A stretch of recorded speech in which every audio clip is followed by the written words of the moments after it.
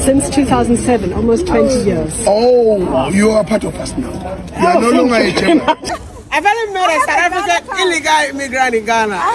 You're illegal in Ghana. Hey, we need to kick you out.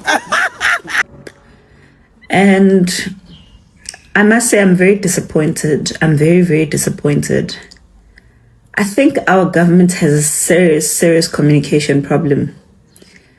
Maybe it's not a communication problem. We think in Johannesburg, the informal trade in clothing and goods is probably worth something like $1 billion a year. If you shut that down, if you stop trade within the region, you're losing that money.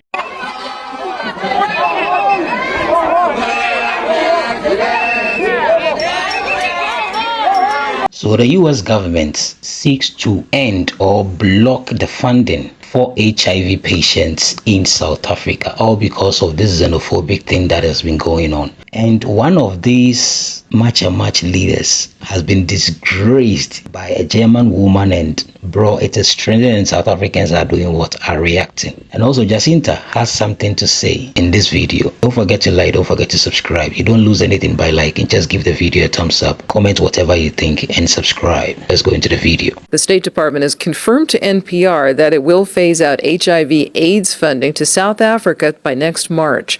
NPR's Gabriela Emanuel reports that in South Africa, roughly 8 million people are living with the virus. The State Department said it is ending the HIV/AIDS funding because of South Africa's failure to make progress on policy requests by the Trump administration. It singled out what it sees as South Africa's prejudice against white South Africans. The State Department said it had warned South Africa multiple times, and the country is, quote, more than capable of supporting its own health programs. In 2024, the U.S. gave more than $450 million to South Africa for HIV/AIDS work. South Africa's Ministry of Health did not immediately respond to requests for comment. Gabriela Emanuel, NPR News. I'm Corva Coleman, NPR News. Since 2007, almost 20 years. Oh, you are part of us now. You are no longer a German. But I live in Cape Town, so I'm not. Look at how she backs up from that hug. Like she's politely trying to back up from that hug, showing a body language of someone who does not feel safe, doesn't feel comfortable around your presence. And here you are hugging her, calling her one of us. Now, I didn't watch all that video, so correct me if I'm wrong. But was there a time in this video that he asked, in this whole talk with her, that he asked for her papers? Or maybe these niggas know something that we don't. Maybe these people supporting this march and march, and the leaders of the march and march, are knowing something that we don't know. I know they're definitely benefiting. But maybe they know something deeper, a bigger secret about South Africa. Maybe. Who knows? But the way they moving, no Ubuntu in it, eh? No Ubuntu. Since 2007, almost 20 years. Oh, you are part of us now. You are no longer a German. But I live in Cape Town, so I'm not.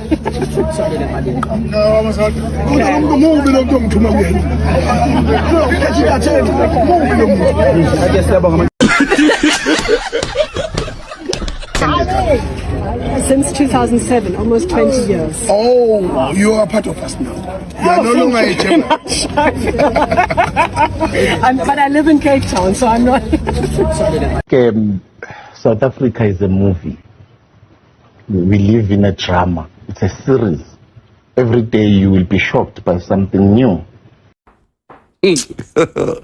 God have mercy upon us.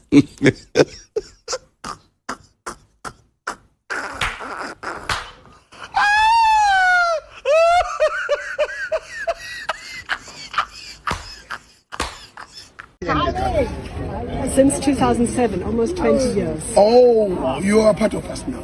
You are no longer a German. But I live in Cape Town, so I'm not.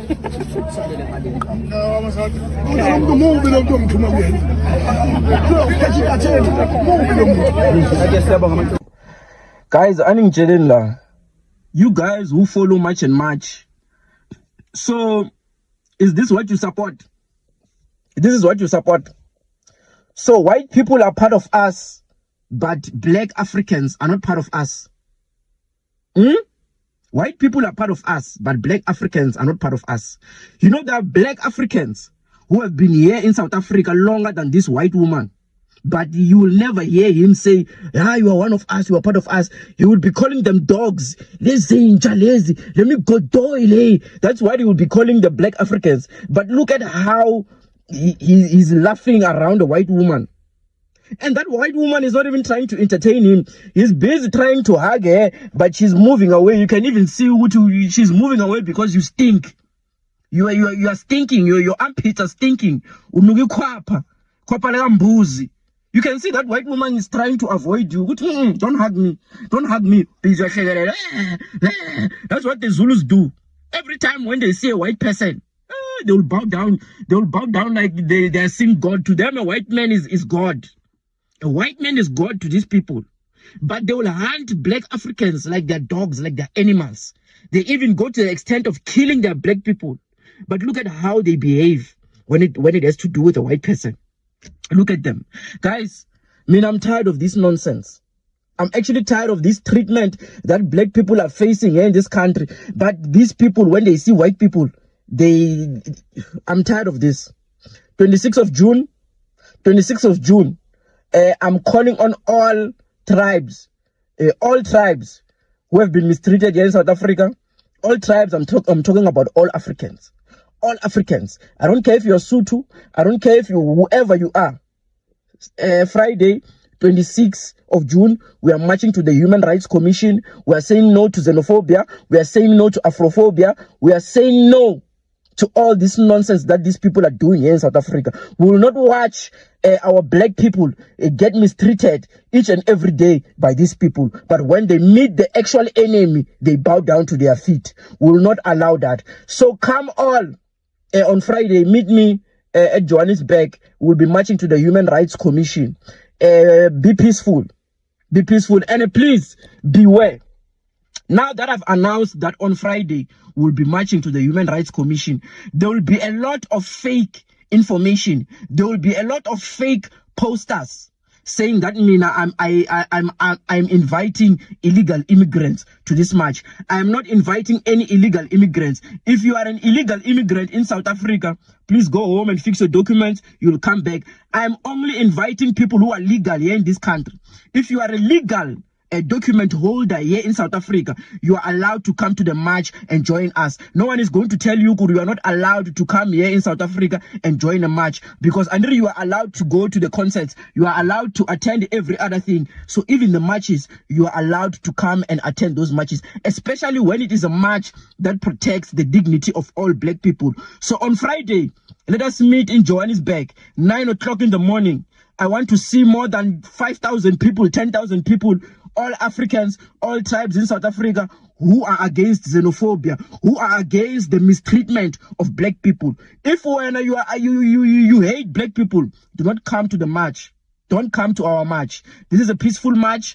We are saying no to xenophobia, no to tribalism, no to Afrophobia. We will not be led by this kind of people who salute the white man, the people who have actually colonized us. We are not going to let them take money from the Israelis so that they can come here in this country and divide us so that they can benefit and steal our minerals. We are not going to allow this, not in 2026. No, we are not going to allow it. Let us meet on Friday. I finally met a South African illegal immigrant in Ghana. You're illegal in Ghana. Hey, we need to kick you out. Where's your ID? Show me your document. That's what they do. Show me your documents. Are you a policeman? Huh? Are you a policeman? I'm a citizen of Ghana. Show me your policeman passport. You need my passport? Yes, I'm No, the fact that I'm a Ghanaian, I have all the right to ask you. The fact that I'm African. Go back.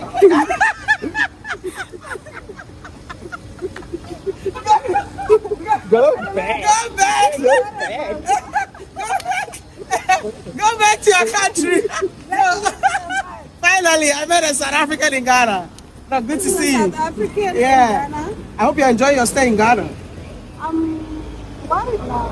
Please soldiers around me. They will not hear from me. No, they are here to protect you. They're here to make sure you're South safe. Africans think there's no South Africans in the diaspora. Yeah. So when I read comments, I'm like, oh my God, you guys don't know. If you were to continue with this, if you continue with this, you're going to be in trouble. No, it's okay. But it's just that, Okay. Ghana is a free country. Free country, and make sure you enjoy your stay in Ghana. I am enjoying. Welcome home. It's been a while. Guys, hi. I just watched a press briefing from the Minister of Police and other government representatives. And I must say I'm very disappointed. I'm very, very disappointed. I think our government has a serious communication problem. Maybe it's not a communication problem. Maybe it's just an embedded, I don't know what to call it. I don't know.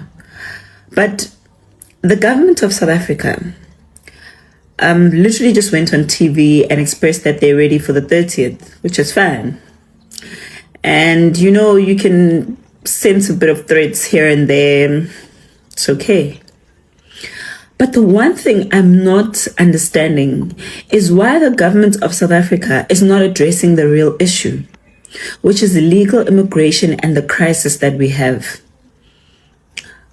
of foreign nationals who are even in the country buying documents, having corrupt ways of being on the system, and addressing the issue once and for all. Just address the issue for what it is. Don't talk about March and March. Don't talk about the 30th. Talk about the illegal immigration crisis that South Africa has. Talk to the illegal immigrants. And if you feel like threatening anyone, threaten the illegal immigrants who are in the country illegally. Threaten your own officials who are selling off documents. Threaten government officials who haven't been doing their job.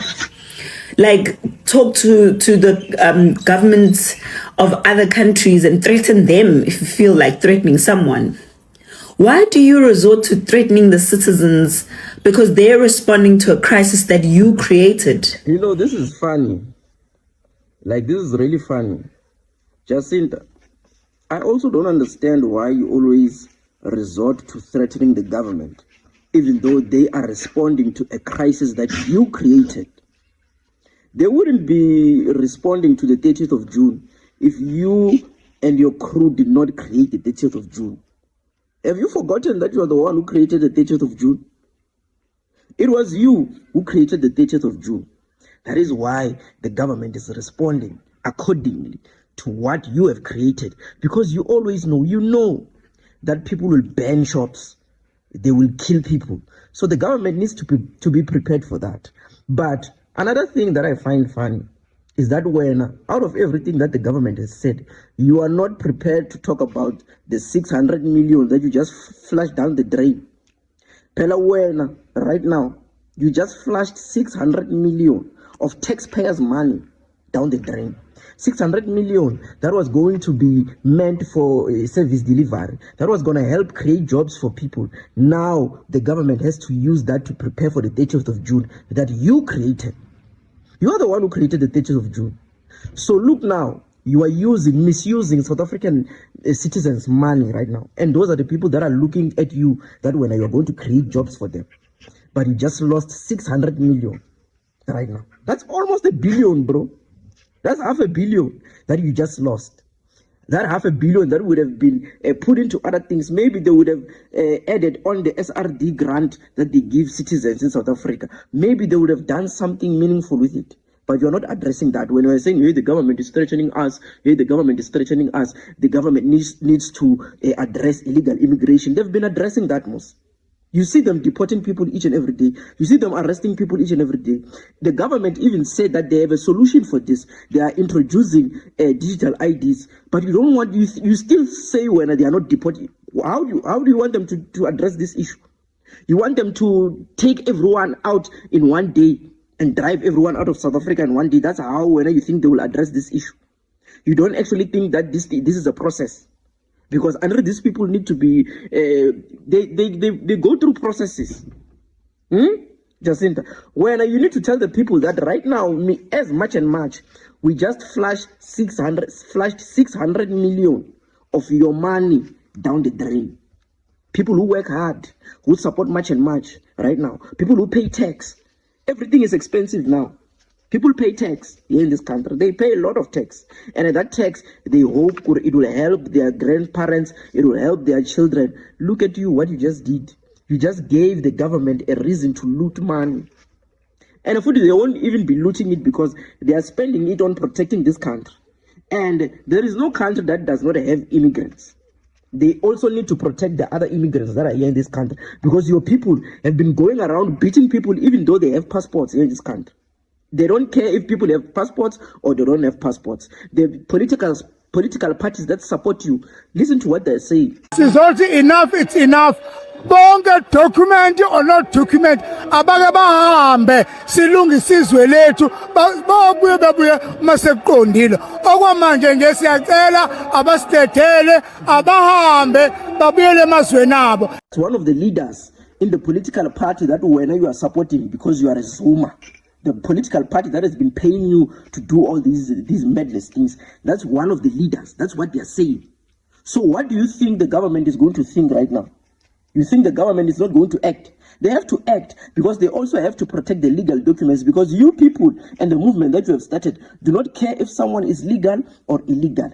Everyone gets a beating. So the government needs to prepare. So when right now, just tell the South Africans, good guys, I just lost 600 million of your money.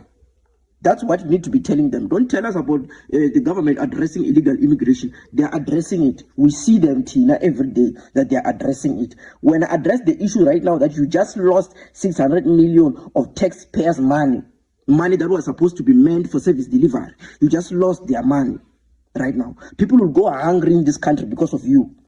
What happens when a country tries to fix its economy by pushing migrants out? South Africa thought it had an answer. Remove undocumented foreigners and the pressure would ease. More jobs, better services, a reset for struggling communities. But weeks later, the reality looks far more complicated. I had a plan of going to South Africa this coming vacations, but in the process of the xenophobic attacks and sacking of other countries from South Africa, I wouldn't feel safe going there anymore. I personally has refused to watch South Africa because they sent away Nigerians after all that we have done for them in the years past. For many across the continent, South Africa no longer feels like a shared home, but a closed door. Welcome to the flip side. Thousands of migrants, both undocumented and documented, have left South Africa. And while the aim was economic relief, the fallout is spreading through sectors that rely on openness, trust, and regional ties. Even government officials acknowledge the cost. The brand, it is hurting. We can't lie about it. The backlash, and that's why part of the work that we are doing as government as well through DECO is engagement with businesses abroad. That brand, once built on post-apartheid ideals of Ubuntu, which is unity and shared humanity, is now under strain, and the economic ripple effects are becoming harder to ignore. In the short term, we've seen cancellations in tourism, which will hurt the hospitality industry. It will hurt trade. It will hurt many things. We're also seeing a decline in trade within the region, informal trade, formal trade, things that migrants themselves would be involved with. This is the paradox. An effort to protect livelihoods may actually eliminate them, especially in sectors that depend on cross-border movement and informal trade. We think in Johannesburg, the informal trade in clothing and goods is probably worth something like $1 billion a year. If you shut that down, if you stop trade within the region, you're losing that money. And that's money that goes straight into people's hands. It's spent within the economy. Meanwhile, the June 30 deadline for all undocumented migrants to leave is fast approaching. Still, questions remain about how the policy is being implemented and at what cost. the ways in which we are seeing things manifest currently is harming South Africa's reputation, both within the Southern African region, continentally and globally. The lack of substantial engagement by the state and engagement to try and ensure that the kind of 30th of June condition is being challenged by the state is lacking at the moment. There is no denying South Africa's economic pressures. Unemployment is high, public services are stretched, frustration is real. But experts warn that blaming migrants may be misdiagnosing deeper structural issues, from governance challenges to slow economic growth. So is there another path? As South Africans and everyone living in South Africa, we need to make sure that our government is appropriately stewarding the funds available, and that the services, health and education services that are required are being appropriately supported. So that's the work that we've been focusing on doing over many years. We really need those in positions of power, those who have both the obligation and the power to speak up, to do so, because to allow anti-migrant sentiment to fester just shifts responsibility, and it poses a risk to everyone, to migrants themselves and to South Africans. Beyond policy debates, jobs, and economic data, there is something South Africa must urgently address: trust. Trust between neighbors, trust across borders, trust in what South Africa stands for. And that is the flip side. I can tell you that it's going to cost the South African Police Service over 600 million. That's what it costs when there are efforts to destabilize the country. Additional funds. We're making those resources. So this is a special operation because such threats have been made on social media and so forth. South Africa is spending an extra 600 million rand on police security ahead of planned protests over illegal immigration. Acting Police Minister Feroz Kachalia says the money had to be redirected so police can prepare for major demonstrations expected on June 30th. This comes after groups, including March and March, reportedly gave undocumented foreign nationals a deadline to leave the country by that date. This issue has already caused serious tension, especially around jobs, crime, and access to public services. Now, police are increasing deployments across the country, with a focus on possible hotspots like Gauteng and KwaZulu-Natal. The army is also on standby if the situation escalates. But Kachalia made one thing clear: peaceful protest is protected by law. However, violence, xenophobia attacks, and damage to property will not be tolerated. President Cyril Ramaphosa has also called for the issue to be handled through the law, not through vigilantism. So, while people have the right to protest, authorities are warning that anyone who crosses the line could face arrest.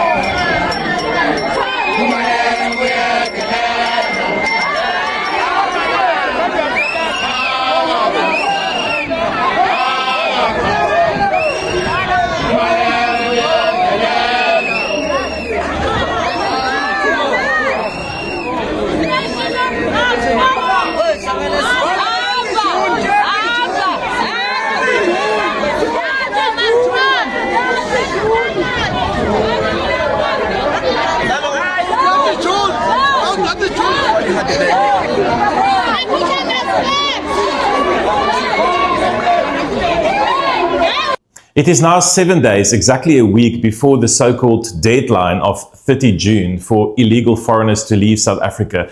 This deadline was imposed on our country by the so-called ringleaders of the xenophobic groups led by March and March. My name is Adrian Basson, Editor-in-Chief of News 24, and on my Tuesday column on News 24, I ask, why hasn't the authorities, specifically the police, used the legislation we have in South Africa to act against terrorist activities? We saw people being killed in KwaZulu-Natal last week in the name of these immigrant protests. What we now see in KwaZulu-Natal are wanton discrimination and violence against all foreigners, whether you are legal or illegal, to drive them out of South Africa. This goes against the tenet of what our constitution and our democracy stands for.